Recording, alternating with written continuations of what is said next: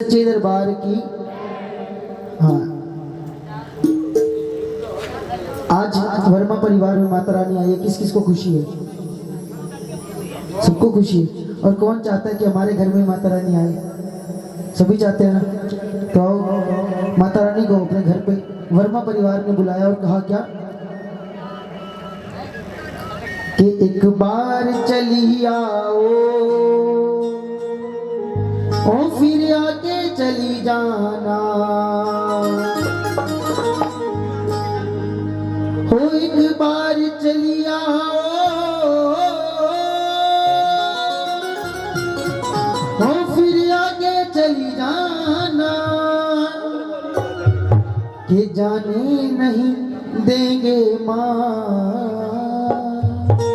ओ जरा जाके तो दिखलाना।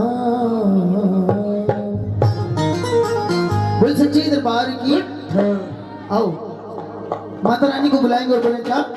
हाँ, एक बार चली आओ, एक बार चली आओ, फिर आगे चली जाना, एक बार चली आओ, फिर आगे चली जाना, एक बार चली आओ, फिर आगे चली जाना, एक बार चली आओ, फिर आगे चली जाना, जाने नहीं जो जाने नहीं, जाने नहीं दो माँ, जरा जाके तो दिखला।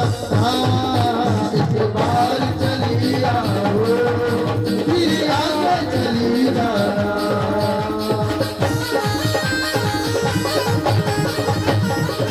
ताली ताली बड़े हाथों की ताली।